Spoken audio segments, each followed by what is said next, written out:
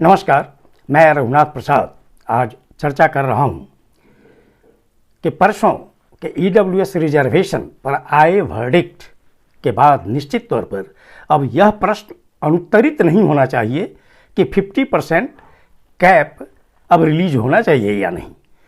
चूँकि EWS reservation चाहे वो ग्राउंड इकोनॉमिकल लगाया गया हो, ये जब कहा गया कि ये बेसिक स्ट्रक्चर के विपरीत नहीं है, तो जब सोशली एंड एजुकेशनली बैकवर्ड के लिए वो रिजर्वेशन था और बचा हुआ जो 50% कोटा था उसमें सभी की हिस्सेदारी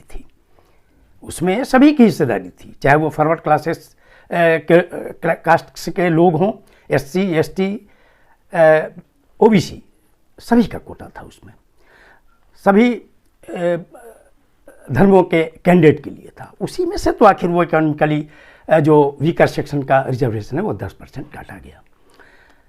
अब इस पर कोई अलग से बहस की गुंजाइश नहीं है, लेकिन ये प्रश्न अवश्य है कि 10% या 50% का जो कैप है, अब इस पर भी स्थिति स्पष्ट होनी चाहिए। चाहे ये ऑनरेबल सुप्रीम कोर्ट को इस पर जरूर निश्चित तौर पर पूरे देश के सोशल जस्टिस के हित में यह आज नकल देखने के लिए ये प्रश्न आएगा, जरूर आएगा, चूँकि आवाज़ें उठने लगी हैं और ख़ासकर दक्षिण भारत से तो आवाज़ उठी ही।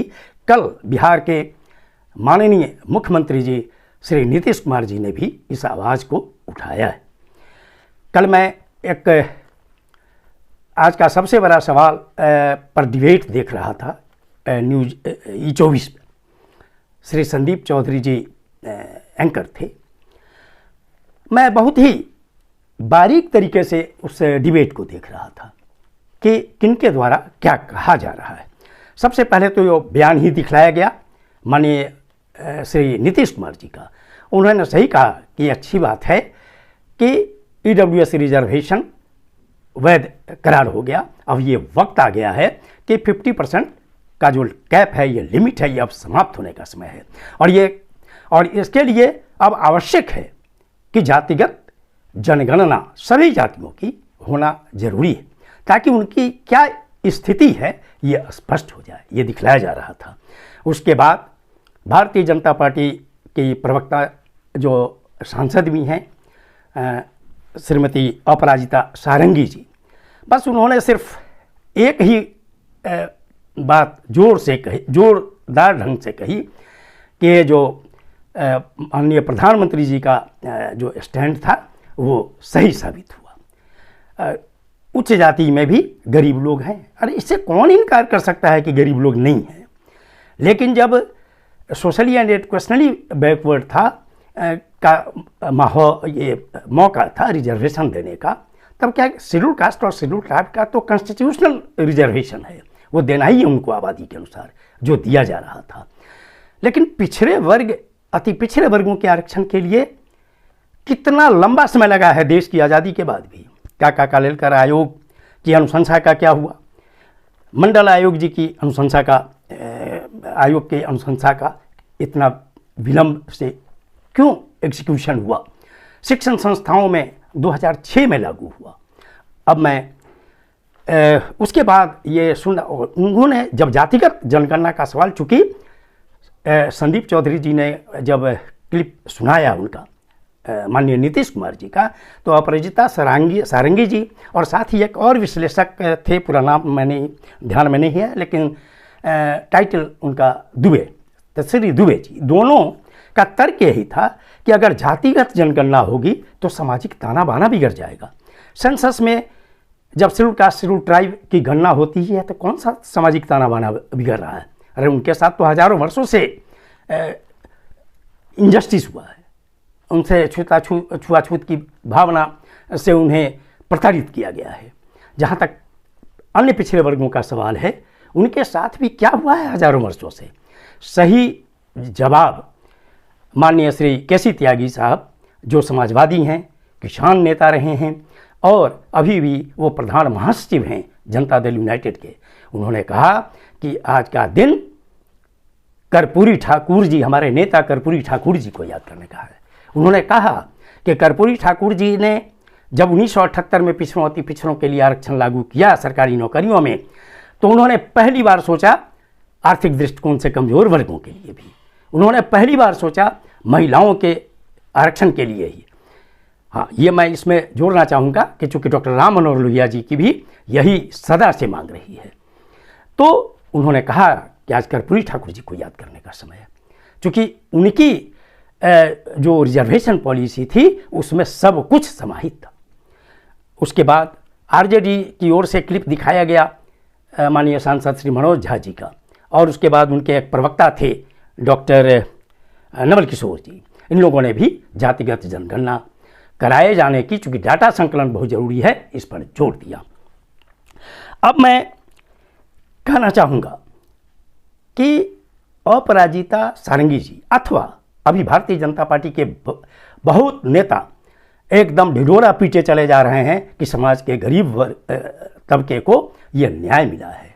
मैं सामाजिक ताना बाना के बिगड़ने की बात पर और ढिढोरा पीटने की बात पर मैं बीजेपी के नेताओं से यह जानना चाहूँगा कि कृपया यह बतलाएं कि जब कर्पूरी ठाकुर जी ने आरक्षण दिया था तो सत्ता में रहते हुए तत्कालीन जनसंघ पार्टी के बहुत से नेताओं का क्या स्टैंड था उसमें।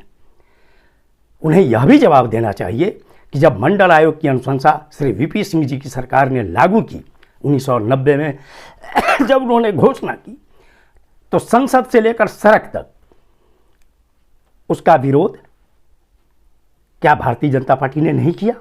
उस समय गरीबों का सवाल नहीं था, उस समय तो सच अगर पूछिए तो 52% आबादी का सवाल था, जो हजारों वर्षों से, केसी त्यागी साहब ने सही कहा कि हजार वर्षों से तो उच्च जातियां मलाई खा रही हैं।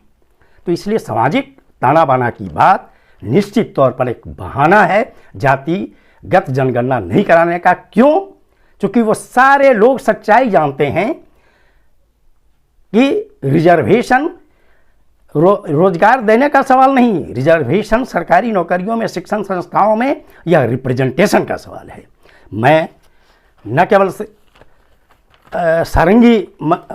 श्रीमती सारंगी साहिबा से वरन भारतीय जनता पार्टी के सभी नेताओं से अनुरोध करना चाहूँगा कि अगर प्रतिनिधित्व का सवाल है तो पहले देखिए कि किस वर्ग का प्रतिनिधित्व ऑनरेबल सुप्रीम कोर्ट के जजेज की संख्या में है, किनका प्रतिनिधित्व देश के सभी हाई कोर्ट के माननीय जजेज के पोस्ट में है, आईआईटी, आईआईएम, एम्स जैसी प्रतिष्ठित संस्थाओं में फैकल्टी मेंबर्स में रिप्रेजेंटेशन की क्या स्थिति है, किस वर्ग की। उन्हें यह भी देखना चाहिए कि देश में जो सरकारी यूनिवर्सिटीज़ में वाइस चांसलर्स हैं उनमें किस वर्ग का कितना रिप्रेजेंटेशन है, जितने प्रोफेसर्स हैं, एसोसिएट प्रोफेसर्स हैं, उनमें क्या रिप्रेजेंटेशन है।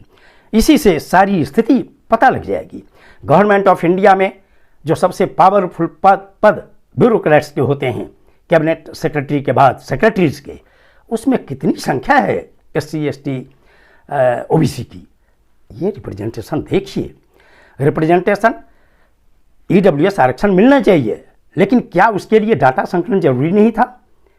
ओबीसी को आरक्षण दिया गया है डाटा संकलन के बाद, चूंकि 1931 में जातिगत जनगणना हुई थी और मंडल आयोग ने उसी को आधार बनाया था। कर्पूरी ठाकुर जी ने भी जो आरक्षण दिया था उसमें मुंगेरी लाल आयोग की अनुशंसा थी। फिर ईडब्ल्यूएस आरक्षण के लिए कौन सा डाटा था? रिप्रेजेंटेशन कहाँ कम है, ये पहले स्पष्ट होना चाहिए। अब वक्त का तकाजा है कि बहानेबाजी नहीं होनी चाहिए। मैं अनुरोध करता हूँ सामाजिक न्याय से जुड़ी हुई सभी पार्टियों से और सामाजिक न्याय के सभी माननीय सांसदों से कि लोकतांत्रिक तरीके से अब यह बात निश्चित तौर पर सरकार के पास जानी चाहिए कि अब जातिगत जनगणना समय की ज़रूरत है और इसको स्वीकार किया जाना चाहिए, ताकि सभी जातियों की, सभी वर्गों की आर्थिक स्थिति क्या है, सामाजिक शैक्षणिक स्थिति और सरकारी नौकरियों और शिक्षण संस्थाओं में प्रतिनिधित्व की क्या स्थिति है, ये स्पष्ट हो जाए। बिहार सरकार अपने खर्च पर जातिगत जनगणना करा रही है। माननीय केसी त्यागी साहब को मैं धन्यवाद देता हूं कि उन्होंने चैनल पर खुलेआम कहा कि बिहार की जो जनगणना होगी यह एक तरह की क्रांति होगी और जो बात पूरे देश में फैलेगी उसी तरह जैसे जेपी आंदोलन हुआ था। तो ये बात जब एक स्टेट जातिगत जनगणना कर देगा तो निश्चित तौर पर यह केंद्र सरकार को भी सोचने के लिए बाध्य होना पड़ेगा और सभी राज्यों की सरकारों को भी सोचने के लिए बाध्य होना पड़ेगा कि जातिगत जनगणना कराए जाने के बाद ये विवाद सदा के लिए समाप्त होगा। और केंद्र सरकार से भी अनुरोध है कि अब 50% कैप का लिमिटेशन नहीं होना चाहिए, ताकि मध्य प्रदेश, झारखंड, छत्तीसगढ़ सहित अन्य वैसे राज्यों में जहां 27% आरक्षण नहीं है अन्य पिछड़े वर्गों का, वहां पर उन्हें आबादी के अनुपात में आरक्षण मिल सके। ये वीडियो आपको अच्छा लगा हो तो निश्चित तौर पर लाइक करें, शेयर करें। अब तक मेरे चैनल को आपने सब्सक्राइब नहीं किया तो सब्सक्राइब करें और बेल आइकन को अवश्य टच करेंगे ताकि मेरे हर आने वाले वीडियो का नोटिफिकेशन आपको तुरंत मिल जाए। आप सभी लोगों के लिए शुभकामनाएं। धन्यवाद। जय हिंद।